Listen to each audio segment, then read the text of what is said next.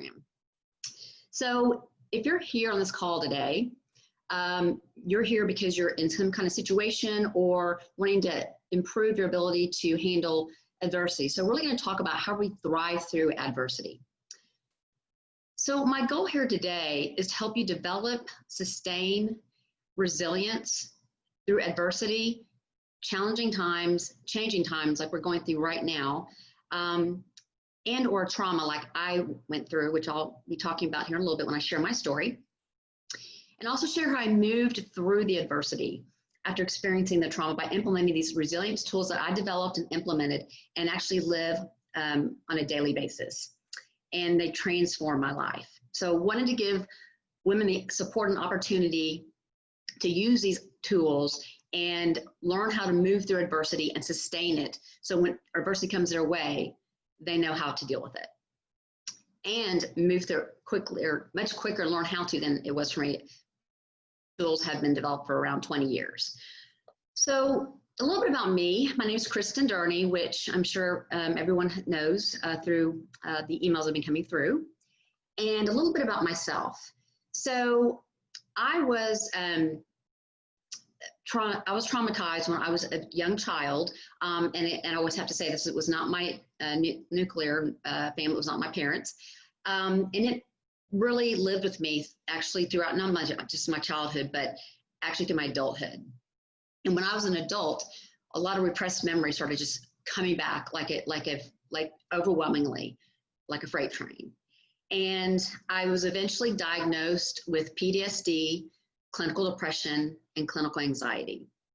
And because of these mental health conditions, I actually ended up going through cognitive behavioral therapy, years of therapy. And it was a very painful challenge for me because I had to find the right therapist, go through doctors and different, resources trying to find the right person that's on medications that were working for me. Not to say that medications aren't for some people, they just didn't work for me. And so I was in a situation where this is debilitating for me. And so as I progressed through cognitive behavioral therapy, I started developing and implementing tools and techniques around resilience and mindset growth. And what happens when you start utilizing these types of tools is it actually starts to retrain your brain as a muscle it is. And it's called neuroplasticity. So I went through all this therapy, developed these tools and techniques, and this is 20 years in the making. And wanted to show also on the screen, as you can see, that I was able to become very successful professionally and personally, become a human resource executive, and made lifestyle changes. And the most important thing that I realized is that resilience is the nucleus of all other mindset traits. And it literally changed my life. It transformed my life. And I was able to reclaim my power back. And not only my power, but I reclaimed the ability to control the unknown, which was so significant for me. So I'm going to go ahead, and that was just a little bit about myself and my background, and been utilizing these tools for over 20 years. And like I said earlier, I live them every day. Because of what I have with PTSD, clinical depression, anxiety, I do have to manage my mental health conditions on a daily basis. And so these have become habitual for me.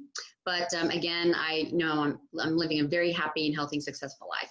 So going forward, I want to go ahead and take myself off the screen so I won't be distracting you here. So I'm going to stop the video here and continue on with our presentation.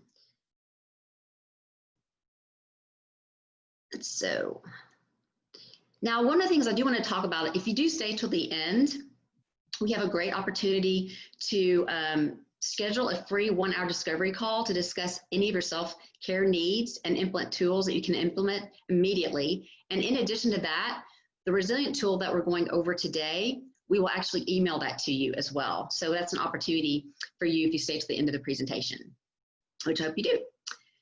So during my time that I was going through my struggles and challenges, I did a lot of things right. Going through cognitive behavioral therapy, was transformative.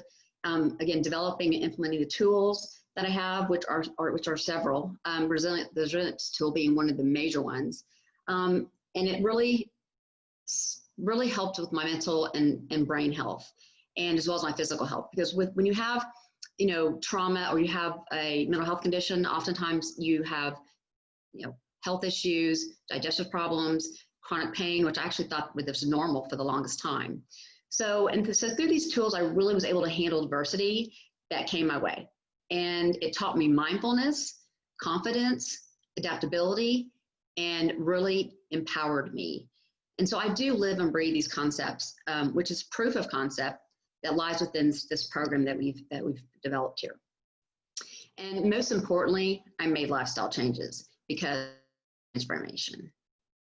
And so throughout our coaching and consulting, especially recently, we found a lot of situations in which individuals and women in particular are really kind of going through. We're seeing a lot of women putting their self-care after others, or maybe putting on the back burner, or neglecting a little bit by putting family, friends first before. Sometimes we do this. I mean, sometimes we do this as women. We push our emotions down. We're seeing a lot of feedback around, of course, the increase in stress and anxiety and depression, loss of energy. Some individuals talking about how they don't really have any coping mechanisms because they've never experienced this before. We're always trying to solve other people's problems usually in a nurturing sense. We're hearing people are having a hard time unplugging, brain drain, just being pulled in different directions, and really that work-life balance is off. So this is what we've been hearing from the outside in terms of what are some things that really aren't working so right. So I discovered this the hard way. And again, the good news is I went through the therapy, I got the help I needed and developed these tools, but it took 20 years to really implement all these tools, develop them, and really put them to practice on a daily basis to where they just habitually, they're basically involuntary for me. And so now with these tools that I have developed and implemented, I really want to support others such as yourself and give you what I did not have when I was going through my struggles and challenges. And also be a support system for you. When I was going through my struggles and challenges, I didn't have the support system that I needed. And I'm not talking about my parents, I'm talking about a support system in a tribe.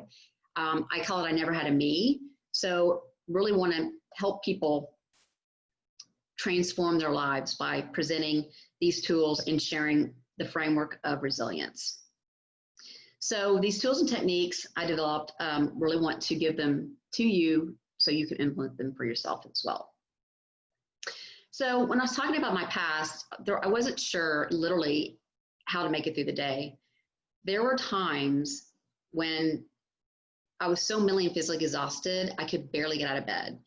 Had a hard time looking ahead in the future.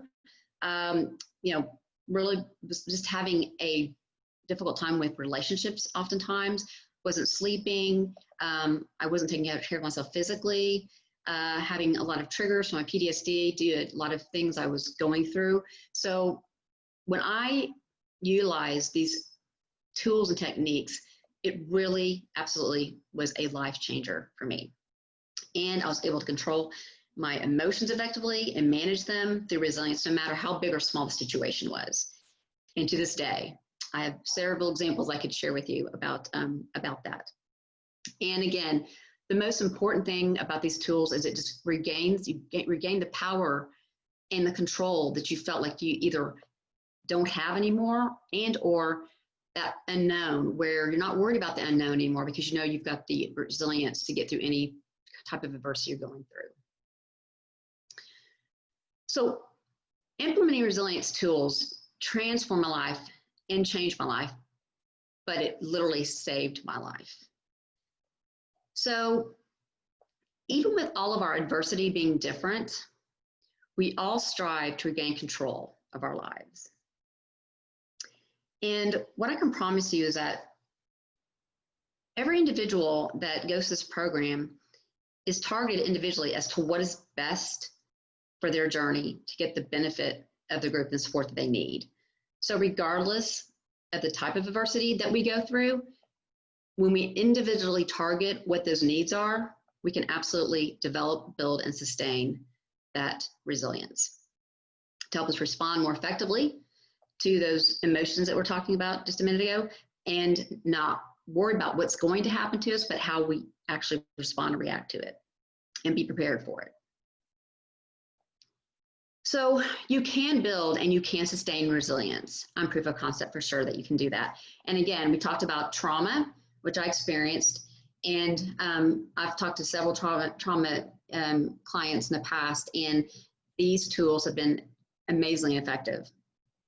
And with trauma clients too, you know, you can use this during therapy, and this is actually using after therapy. I wished I'd had this when I was going through therapy. And after therapy, it would have saved me so much of the challenges and struggles I went through for years. Also for people that go through life events.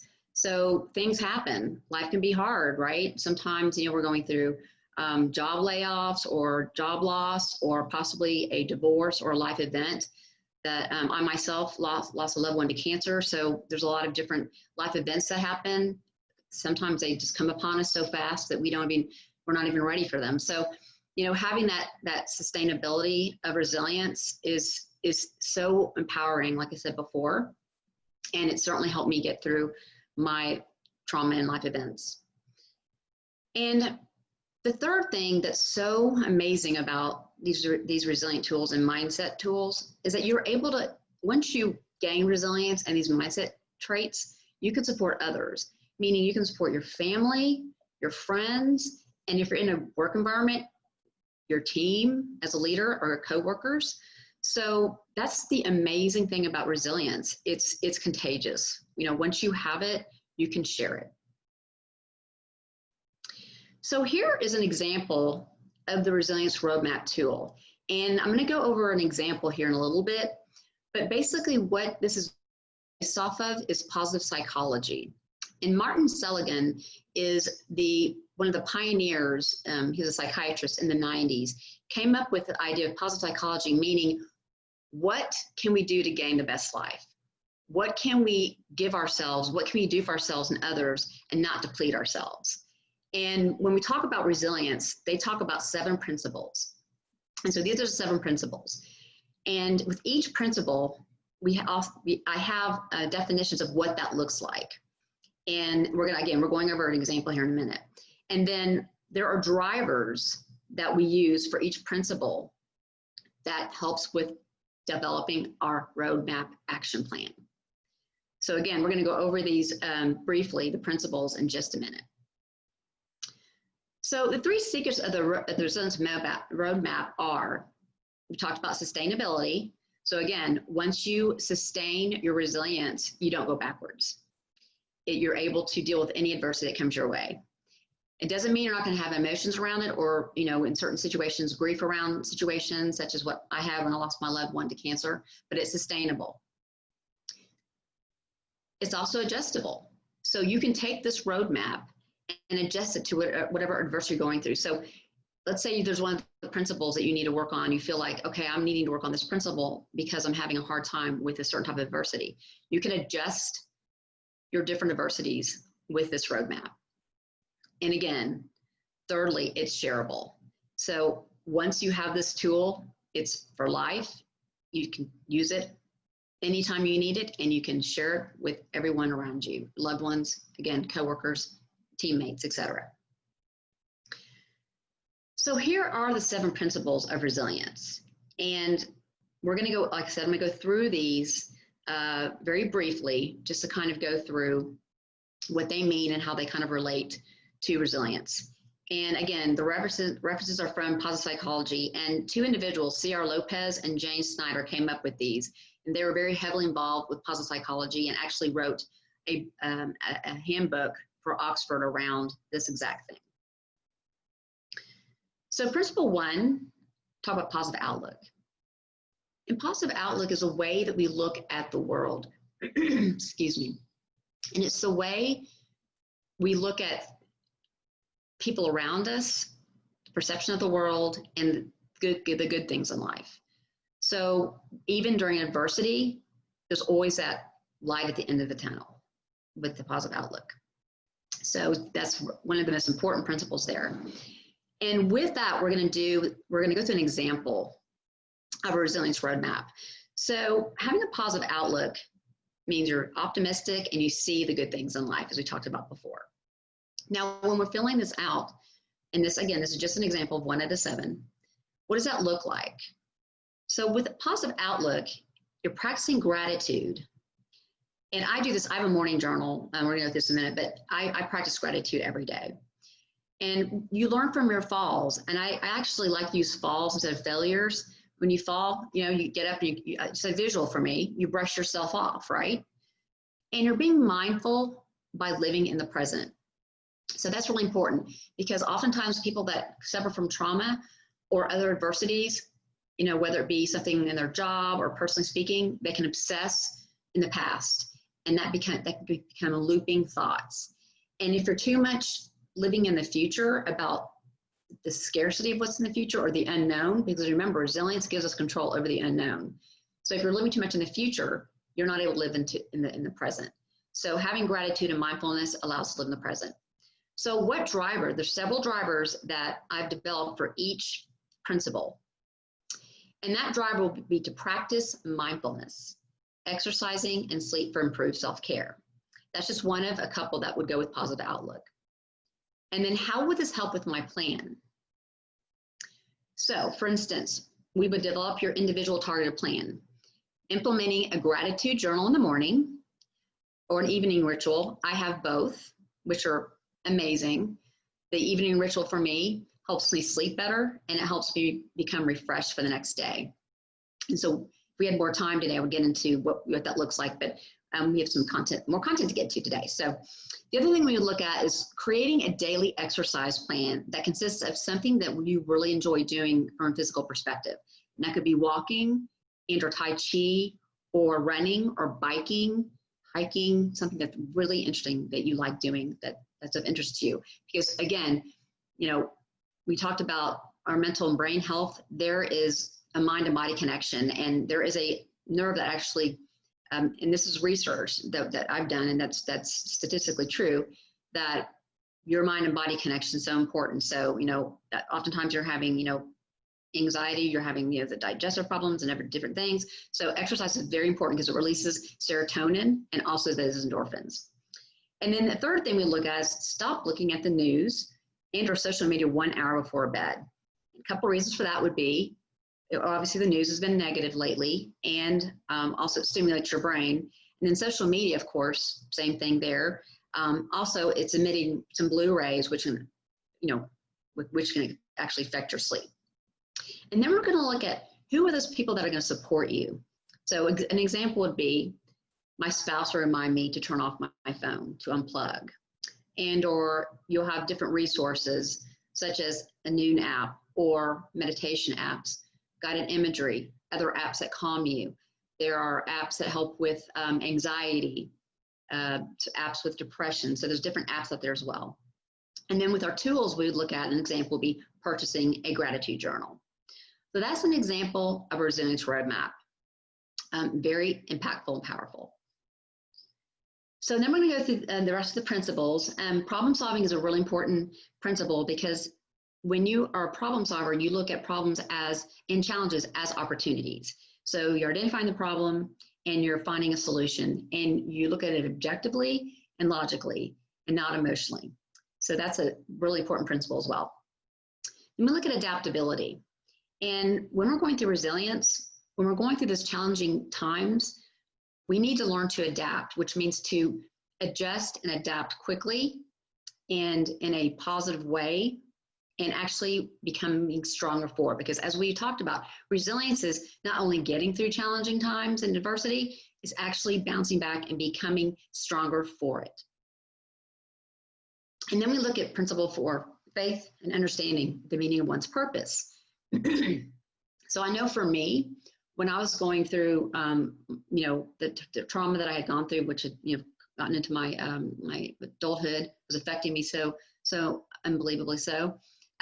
Faith for me was very important, and then turning my trauma into something that was going to be meaningful and my purpose. And so, understanding your purpose really gives you life decisions and the ability to make life decisions, the ability to goal set, and start doing self-reflecting about what is it that you want to do with your life personally and professionally. What changes do you want to make?